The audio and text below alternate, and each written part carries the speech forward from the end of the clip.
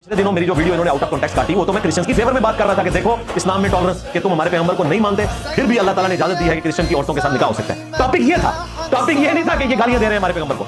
और उसमें मैंने जुमला बोला कि क्रिश्चियंस हमारे पैगंबर को नाउज़ बिल्लाह दज्जाल समझते हैं। कहते हैं नहीं, मैंने बोला कहेंगे तो उनके साथ क्या होगी, समझते तो हैं उनका कीदा जाए मुनाज़िर रखे हुए इतने बड़े बड़े, वो तो बल्कि इंजील की आयत पेश करते हैं कि ये इंजील में जो है कि क़यामत तक दज्जाल पैदा होंगे, जो दरअसल ये खुद है इनके बड़े बड़े जो पादरी हैं वो हैं जिन्होंने ईसा इब्न मरियम की तालीमात को टेम्पर करके डिविनिटी में क्लेम कर दिया, खुदा के साथ लाके खड़ा कर दिया। इन दज्जालों का जिक्र था, लेकिन नाउज़ बिल्लाह वो उन आयात को रसूलुल्लाह के ऊपर लगाते हैं और कहते हैं ईसा इब्न मरियम ने हमें पहले बताया था क़यामत तक कई झूठे पैगंबर आएंगे।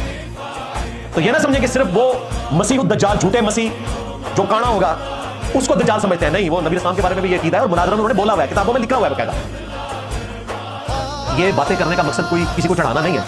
सबसे ज्यादा हार्मनी इस मुल्क में अगर किसी प्लेटफॉर्म से पैदा की गई है तो हमारा प्लेटफॉर्म है, लेकिन आपको रियलिटी बताना है। तो जो मुकदमा बयान हो रहा होता है उसके इल्मी ग्राउंड्स के ऊपर डिस्कशन को देखा करें, जज्बाती नहीं। मौलवी चूंकि अपनी मंजी ठुकवानी होती है, फिर देखें मंजी ठोकी है हमारे भाई ने, स्टूडेंट में उसकी उम्र मुश्किल से 17-18 साल है, जिसका वो चैनल है देसी फनकार टीवी। बड़े बड़े फनकार जो टीवी के हैं ना वो उस किस्म की मीम्स नहीं बना सकते, उसने अपने शौक से बनाई है और देख ले किस तरह मौलवी एक्सपोज हो गए।